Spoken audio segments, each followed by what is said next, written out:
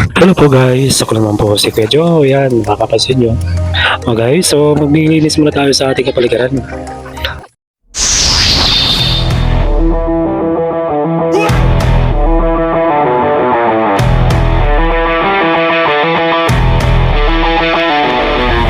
Mas maganda po muna to ngayon, papakita po sa inyo ang magandang kalinisan sa ating paligid.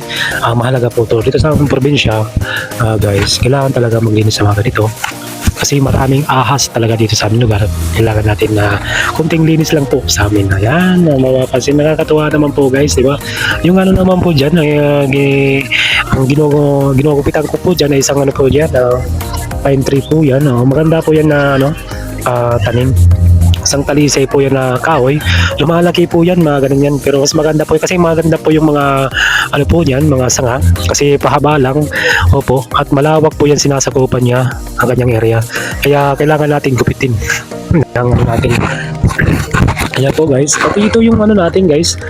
Itong manchanitas, kilala ninyo ba ito, yung manchanitas na yan? So yan pag hindi mo natitriman po talaga yan, lumalaki pa yan.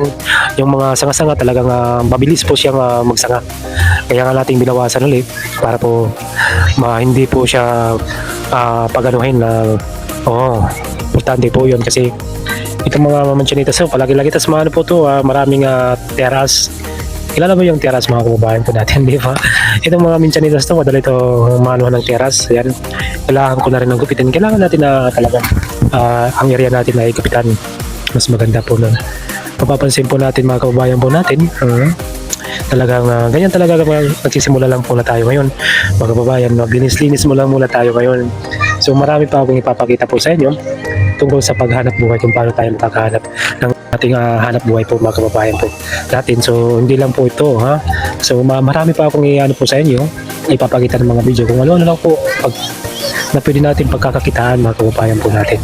Isa rin tayo ng mga construction worker kaya inalam ko po lahat ng mga construction kung ano talaga ang pwede natin gawin. Lalo na po pag nagkagawa tayo ng bahay, mas maganda po yung mga kababayan na marunong tayong gumawa ng kahit anong bagay kasi yun talaga ang nagpapaganda ng bahay pag alam mo lahat ng trabaho. Kaya dito sa aming lugar, kaya nga namin na inaayos kong lugar po dito sa aming probinsya, itong bahay ko, ito lang po dito sa ano natin. Dito ako mag-uumpisa ng aking hanap buhay. So, kailangan nyo po ako mga kababayan, subaybayan ng ganito laging video. So, ayan po. Sana magkaroon tayo ng mga subscriber po. Pinag-aaralan po kung paano tayo mag-video kasi napakahirap pa lang mga kababayan mag-video. Bago tayo naglilinis sa mga ganito, kung meron tayong medyo hindi maganda ugali, kailangan na natin linisin po mga kababayan po natin. Importante po yung mga kababayan kasi mahal tayo ng Diyos.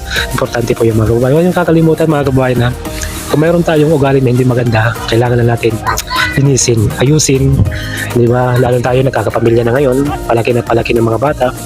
Ayun lang po. Maraming po salamat mga kababayan po natin dyan. Ako po si Kuya Joe. Abangan nyo po mga kababayan, maganda po to. Magkaroon tayo lang budget lang mga kababayan, papakita ko lahat sa inyo kung paano tayo gagawa ng bahay na magaganda.